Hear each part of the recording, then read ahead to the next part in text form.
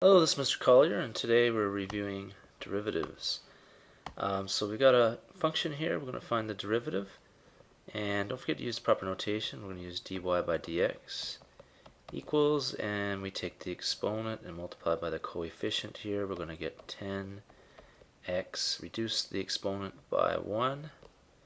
And for the next one we do the same. Negative 2 times negative 1 gives you positive 2. So it's going to be plus 2, and reduce the exponent by 1, which equals this. Okay, so you can write your answer like that, or you could write it like 10x to the power of 4 plus 2 out of x cubed. Sometimes they ask for answers in that form. Okay, in the next one, we're going to find the derivative, and we're going to use f prime of x notation. And then we're going to write our answer in this form, which we'll talk about in a bit. So to find the derivative, well, first of all, we can write this as negative 9/8 x to the power of negative 2, and then we can differentiate. So we have negative 2 times the coefficient here. We're going to have negative 9/8 times negative 2, and then reduce the exponent by 1. Okay, you could work this up by hand. You can also try working that out on the calculator if you need to. I'm going to simplify here. I'm going to work it up by hand, and you get negative 9/4 x to the power of negative 3. So if you look at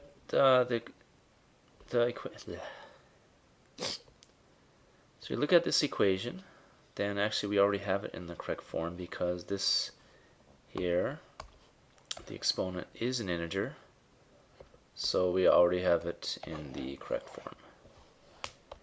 Okay, next we're going to find the derivative of this function, h prime of x, and the derivative of any constant like 1 is going to just become 0.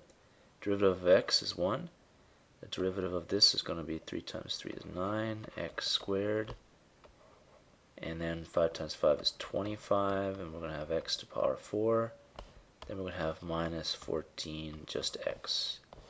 Okay, so we're done with that one. That was pretty quick. Here we have a lot of fractions. You can use your calculator to help you multiply by the fractions, but it's the same thing. You're going to have 3/16 times 4, and then reduce the exponent of x by 1. Then we're going to have minus 2/9 times 3, and reduce the exponent by 1. And then we're going to have plus 1/4 times 2, and then reduce the exponent by 1, and then the constants just become 0, so they kind of disappear. Okay, you can work this out by hand, or using your calculator. Just do 3/16 times 4, and we're going to get, actually I'm going to simplify a bit here before I continue. So I'm working it out by hand, but you can use your calculator to help you. So I'm going to have 3/4 x cubed. Here we're going to have minus 2/3 x squared, and then plus half x, and then we're done. So that's the derivative of g of x. Okay, in this last example, we're going to find the derivative of this and then write our answer in this form. So let's find the derivative first. dy by dx. So this is going to be, actually let me rewrite the function first. Like this, negative 3/4 x to the power of negative 2, and then you can see the derivative a bit easier. So dy by dx equals negative 3/4 times negative 2x, reduce the exponent by 1, becomes negative 3, not negative 1. And here we're going to have positive, I thought you could work it out on the calculator, I'm going to work it out by hand. You're going to have positive 3 out of 2. Positive, sorry. Positive 3 out of 2, negative times negative is positive, so I have 3 out of 2, x to the power of negative 3. Now, pay attention to what it's saying in the question. It's saying basically write like a fraction, and b has to be a positive. This is a positive integer.